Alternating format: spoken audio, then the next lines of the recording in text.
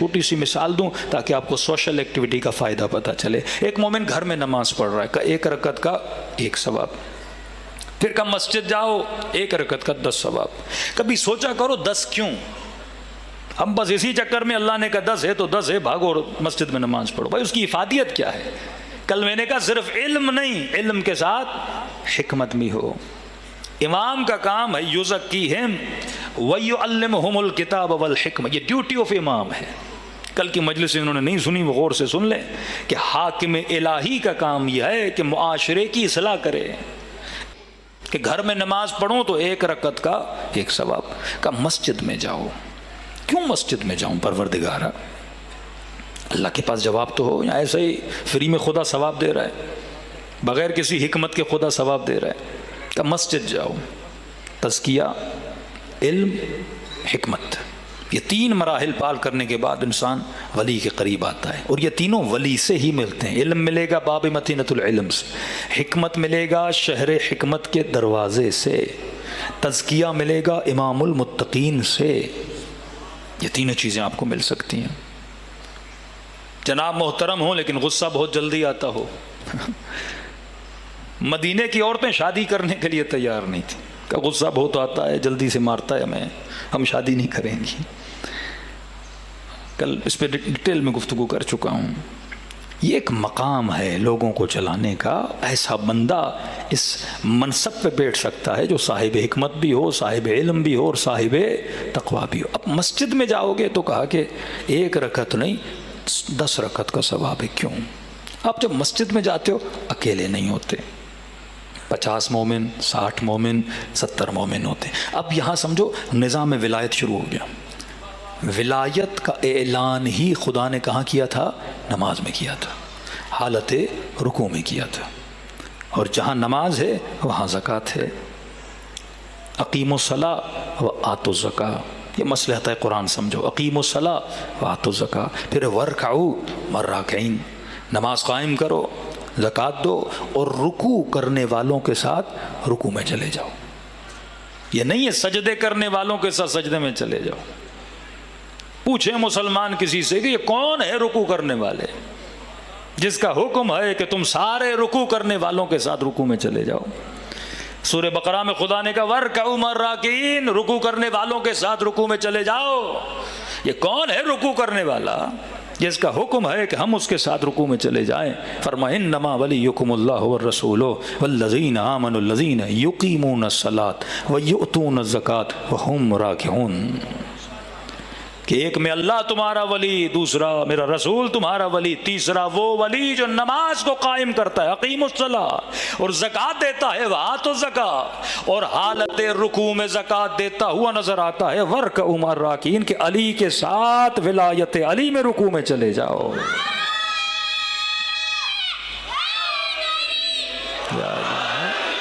اب بات کھلی ہے تو میں یا علی بات کھلی، تھوڑا سا اشارہ کر رہا ہوں.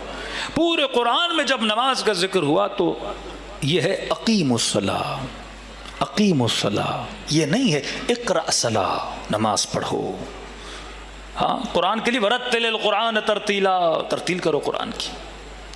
لیکن جب نماز کی بات آئی پورے قرآن میں تو یہ ہے اقیم الصلاۃ، نماز کو کیا کرو؟ قائم کرو. کہیں پر نہیں ہے نماز پڑھو. جب اذان بھی دیتے ہو تو کہتے ہو حی علی الصلاۃ، یا کہتے ہو قد قامت الصلاۃ، نماز کھڑی ہو گئی. اور خدا کہتا ہے نماز کو قائم کرو. نماز پڑھنا آسان ہے، نماز کو قائم کرنا بڑا مشکل ہے. نماز تو شمر بھی پڑھ لیتا ہے، نماز تو ابن سعد بھی پڑھ لیتا ہے. جو نماز نہ پڑھے وہ سمجھو شمر سے بھی گیا گزرا ہے، ابن سعد سے بھی گیا گزرا ہے. کون سا مشکل ہے نماز پڑھنا؟ 17 رکعت ہے، نماز پڑھنا کون سی بڑی بات ہے؟ مشکل ہے قیام الصلاۃ، نماز کو قائم کرنا. یہ کیا ہے جو بار بار خدا کہتا ہے نماز کو قائم کرو، نماز کو قائم کرو، نماز کو قائم کرو. اور کتنا گہرا تعلق ہے علی اور نماز کا، کہ ولادت ہو تو کعبے میں، جس کی طرف مومن رخ کر کے نماز پڑھے. اعلان ولایت ہو تو نماز میں. امیر المومنین کا اعلان ہوا تو کس میں ہوا؟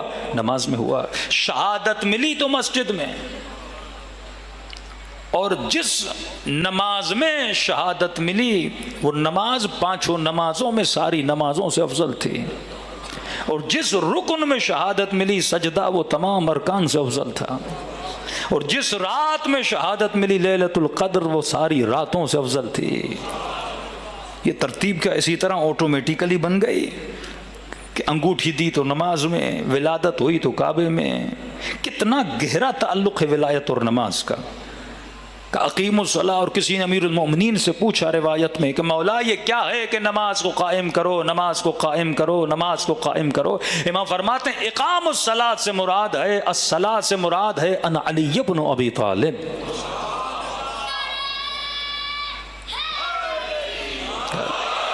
کہ نماز سے مراد میں علی ابن ابی طالب ہوں جس کی ولایت کو تم نے کیا کرنا ہے؟ قائم کرنا ہے۔ ان کی ولایت کے قیام کا مطلب یا علی حکومت الہی کا قیام ہے۔ اب نماز میں شیعوں کو بلایا جاتا ہے کیونکہ نماز میں سوشل گیدرنگ ہے، نماز ٹریننگ ہے، نماز امام کے پیچھے اقتداء کرنے کی ٹریننگ ہے، نماز محض اطاعت ہے کہ جب امام رکوع میں ہو تجھے رکوع میں ہونا چاہیے، جب امام سجدے میں ہو تجھے سجدے میں ہونا چاہیے۔ اگر تم امام سے آگے پیچھے ہوئے تو جماعت سے نکل گئے، تم فرادہ ہو گئے، اور جو فرادہ ہو جائے وہ اہل جماعت نہیں ہوتا۔ اور اگر شیعہ بننا ہے تو اہل جماعت بنو۔ تم سب کے ایکشنز اللہم صلی اللہ۔ مثلا تصور کرو کہ یہ جو جماعتی ہیں یہ معاشرہ ہے، یہ جو امام محراب میں کھڑا ہے یہ لیڈر ہے، یہ کیا ہے؟ رہبر ہے، یہ معاشرے کا ولی ہے، یہ جو پیچھے کھڑے ہیں یہ ان کو چلانے والا ہے۔ اب رہبر کون ہونا چاہیے معاشرے کا؟ کہ عادل ہونا چاہیے، صالح ہونا چاہیے، متقی ہونا چاہیے، نماز کے ارکان کا پتہ ہونا چاہیے۔ یہ نہیں کہ تم ایرے غیرے کو آگے محراب میں کھڑا کر دو۔ شیعہ معاشرہ بغیر رہبر و لیڈر کے نہیں چل سکتا۔ آپ لاکھ شیعہ بن جاؤ لیکن اگر آپ کے پاس پیش امام نہیں، مطلب آپ کے پاس رہبر نہیں، اور ایسی قوم جو پیش امام کے پیچھے رہبر کے پیچھے کھڑی ہو، سمعاً و طاعتا، وہ کھڑا ہو تو قوم کھڑی ہو جائے، وہ رکوع میں تو قوم رکوع میں، وہ سجدے میں تو قوم سجدے میں، لیکن ساری قوم پیچھے کھڑی ہو، نعرے لگا رہی ہو، اللہ اکبر کر رہی ہو اور امام کی اقتداء نہ کر رہی ہو، وہ جماعت سے خارج ہے۔ جب امام زمانہ آ گئے تو پھر کوئی امامت کرا ہی نہیں سکتا، باطل ہے۔ حضور امام میں کسے کھڑا ہونا ہے؟ امام نے کھڑا ہونا ہے، اور سارے کیا ہو جائیں گے؟ امام کے پیچھے۔ لیکن جب تک امام نہیں آتا کیا قوم کو نماز نہیں پڑھانی؟ کیا ان کو ٹریننگ نہیں دینی؟ کہ ان کو نہیں سکھانا کہ پیش امام کی یا رہبر کی اطاعت کیسے کی جاتی ہے؟ کہ نہیں یہ تسلسل اطاعت چلتا رہے کہ کہیں یہ بھول نہ جائیں، کہیں قربانی، کہیں ایثار کا جذبہ۔ اور عجب ہے کہ فرمایا یہ جو پیش امام اس کی شرائط ہیں، اسے علم ہونا چاہیے جو میرے پیچھے کھڑے ہیں، بوڑھے ہیں، جوان ہیں، تاجر ہیں، کاروباری ہیں، یہ ان کے حساب سے ان کو چلائے۔ اگر پیش امام کو علم ہی نہیں ہوگا اور لوگوں کے ساتھ ہم آہنگ نہیں ہوگا، یہ بہترین لیڈر نہیں بن سکتا۔ اگر پیش امام کو پتا ہے میرے پیچھے بوڑھے بزرگ کھڑے ہیں، آہستہ رکوع میں جائے گا، آہستہ سجدے میں جائے گا۔ اگر پتا ہے پیچھے جوان ہیں تو اپنی نماز کو طول دے گا۔ اگر پتا ہے پیچھے دکاندار اور تاجر طبقہ ہے، جلدی سے نماز پڑھائے گا تاکہ اپنی دکانوں کو جا کے کھولیں۔ اگر 10,000 کی جماعت ہو اور ایک بندہ دور سے نماز جماعت میں شامل ہونا چاہے اور پیش امام رکوع کے عالم میں ہے اور وہ دور سے کہے گا یا اللہ یا اللہ، امام صاحب میں جماعت میں آنا چاہتا ہوں، کہ یہ 10,000 کو روکے گا اس ایک کو شامل کرنے کے لیے۔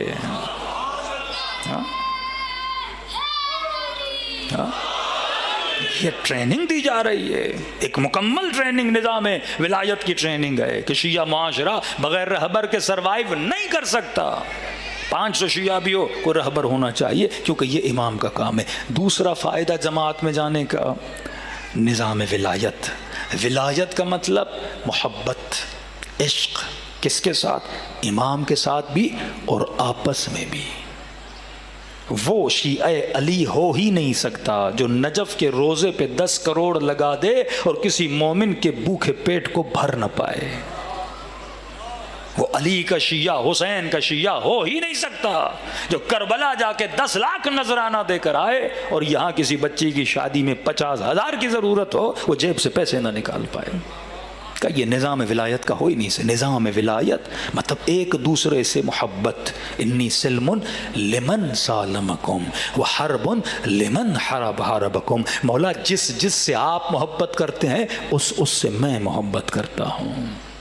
میں معرفتکم و معرفت اولیائکم، آپ کی معرفت بھی اور آپ کے چاہنے والوں کی معرفت بھی میرے اندر ہونی چاہیے. اب گھر میں بیٹھو گے تو جو لوگوں کا پتہ چلے گا کون پریشان ہے، کون فقیر ہے، کسی کی بیٹی کا مسئلہ ہے، کس کی بیوی کا انتقال ہو گیا. لیکن جب مسجد جاؤ گے نا تو ایک دوسرے سے ان کے احوال سے باخبر ہوگے. بندہ ڈیلی مسجد جائے گا، چہرہ دیکھتے ہو نا، پہچانتے ہو، ہاں بھائی کون سی جاب کرتے ہیں، کیا کام کرتے ہیں. ایک دن مومن کو مایوس دیکھا، کیا ہوا؟ تو اس نے کہا میری ڈکیتی ہو گئی. 5 دن کے بعد بیٹی کی شادی ہے، پیسے سارے لٹ گئے، کیا کروں؟ اب باخبر ہو گیا نا. مسجد جاؤ گے تو پتہ چلے گا، محفل میں جاؤ گے تو پتہ چلے گا. اب سارے نمازی اہل بیت کے چاہنے والے، اور حسین نے مجلس میں بلا کے آپ کے دل میں درد پیدا کیا. شیعہ ہو ہی نہیں سکتا اگر اس کے اندر احساس انسانیت نہ ہو. کیسے شیعہ ہو سکتا ہے؟ 50 مومن ایک ساتھ جمع ہوں گے کہ بھئی مومن کی بیٹی کا مسئلہ ہے، یہ ہو گیا، بڑے عزت و وقار کے ساتھ، کسی نے 10، کسی نے 20، کسی نے 30، کسی نے 40، یہاں تک کہ جب سارے مل لیں گے اس کی بیٹی کا جہیز کیا ہو جائے گا؟ تیار ہو جائے گا. کوئی مومن پریشان، کیا ہوا؟ کہ بیٹے کا داخلہ ہے، فیس کے پیسے نہیں ہیں. فوراً ایک مومن، 50 لوگ ہیں، کوئی تو صاحب حیثیت ہوگا کہ وہ آپ لوگوں کو جوڑنا چاہتے ہیں. کیونکہ یہاں اگر کسی نے مدد کرنی ہے، شیعہ کی مدد کرے گا، یزیدی نہیں کرے گا، نسل شمر والا نہیں کرے گا. اگر تم ایک دوسرے کے لیے درد نہیں رکھو گے تو کون رکھے گا؟ کربلا میں حسین کی پیاس کی پرواہ شمر کو نہیں، عباس علمدار کو ہے. آدھا بدن پانی میں ہے پر عباس پانی نہیں پیتے. احساس ہے نا، احساس کی وجہ سے علی والے بنتے ہو. معصوم فرماتے ہیں وہ ہمارا شیعہ ہو ہی نہیں سکتا جو ہمارے شیعہ کی مدد نہ کرے. یہ نظام ولایت ہے. جب سوشل گیدرنگز میں جاؤ گے مذہبی تو اس میں ایک دوسرے کی پریشانیوں کا، مسائل کا، نوکریوں کا، اس طرح سے شیعہ نظام شیعوں کے ساتھ جڑ جائے گا اور آپ کو کسی غیر کی ضرورت نہیں پڑے گی. اب جب مسجد ہی نہیں جاؤ گے بندہ خدا، مجلس میں آپ جمع ہو گئے، یہاں تو ایک کلی علمی ٹریننگ آپ کو دی جاتی ہے، لیکن یہاں کوئی کسی کو نہیں جانتا. محلے کی مساجد میں آپ دوسرے کو جانتے ہو، کس کا کہاں گھر ہے، 20 گھر، 50 گھر، 100 گھر، 400 گھر. تو جب اہل مسجد بنو گے تو اہل ولایت بنو گے.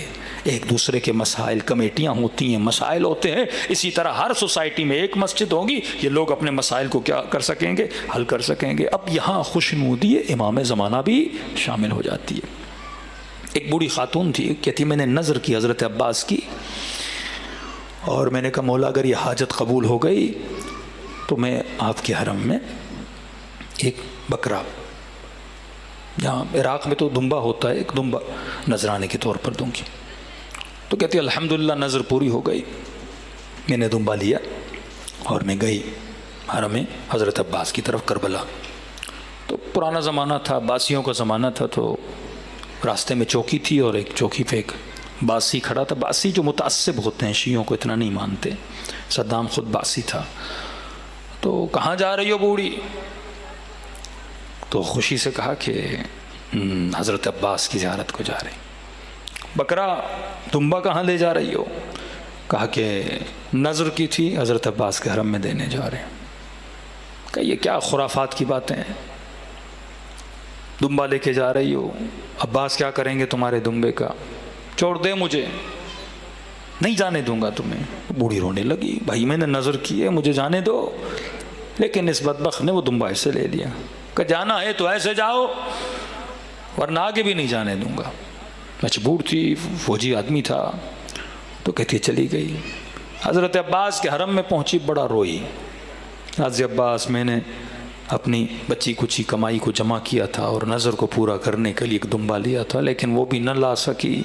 اب مجھے نہیں پتا میری نظر پوری ہوئی نہیں ہوئی، اس بدبخت نے مجھے روک لیا. بڑا روئی، بڑی میری توہین کی، میرا مذاق اڑایا، دمبے لے جا رہی ہو ایک قبر کی طرف. تو کہتی زیارت کرنے کے بعد رات کو آئی اور سو گئی. کہتی خواب کے عالم میں عباس علمدار کو دیکھا. فرمائے بوڑھی خاتون تمہاری نظر عباس تک پہنچ گئی. تم اچھی نیت سے آئی تھی، کسی نے تمہارا راستہ روکا بھی تو کیا ہوا، نظر ہم تک پہنچ گئی۔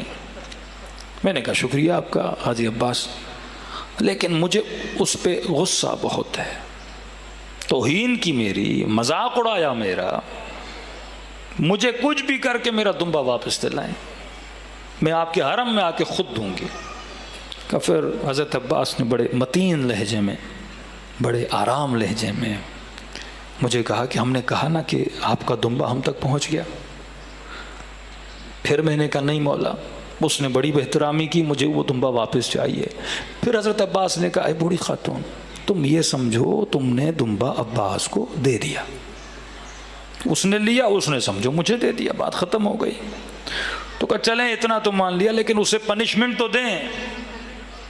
حضرت عباس کا غضب سب کو پتہ ہے، جلالی، تو اپنا جلال کا جلوہ تو دکھائیں، اس نے آپ کے چاہنے والی کی اتنی بہترامی کی، بدتمیزی کی ہے، میرا مذاق اڑایا ہے۔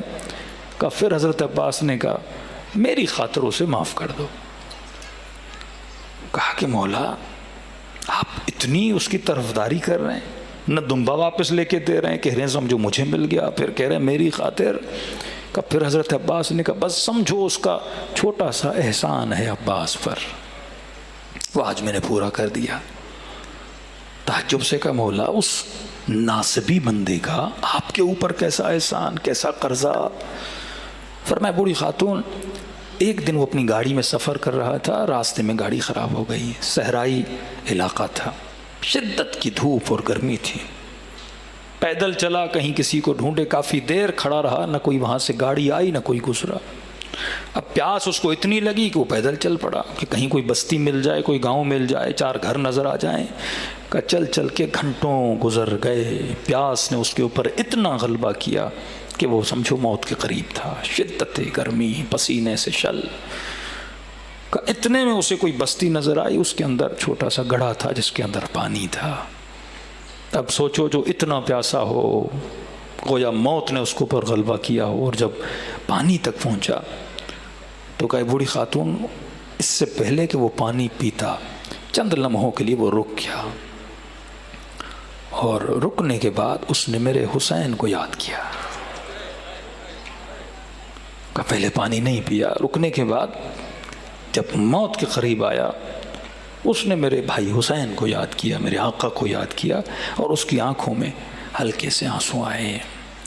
پھر اس نے پانی پیا کہ یہ قرضہ تھا اس کا باس پہ، لہٰذا ہم اسے معاف کر رہے ہیں۔ یہ بوڑھی خاتون کہتی ہے نیند سے اٹھی، واپس گئی، وہ فوجی مجھے پھر ملا۔ کہ بتا میری شکایت کی تو نے عباس سے؟ کہاں کی، لیکن انہوں نے کہا تیرا ان پر کوئی احسان ہے۔ یہ پریشان، میرا کون سا احسان؟ کہ بتا رہے تھے کسی سفر میں گیا تھا، گاڑی خراب ہو گئی تھی، پیاس کی شدت سے تو مر رہا تھا، جب پانی کے قریب آیا تو نے پانی پینے سے پہلے حسین کی پیاس کو یاد کیا تھا۔ کہ یہ سننا تھا، وہ گھٹنوں کے بل بیٹھ گیا، زار و خطا رونے لگا۔ کہ اتنا بھی یاد رکھتے ہیں کہ میں حسین کے لیے رویا تھا۔ اب تصور کرو جو کسی غیر کا آنسو بھلا نہیں سکتے، وہ اپنے عاشق کے آنسوؤں کو کیسے بھلائیں گے؟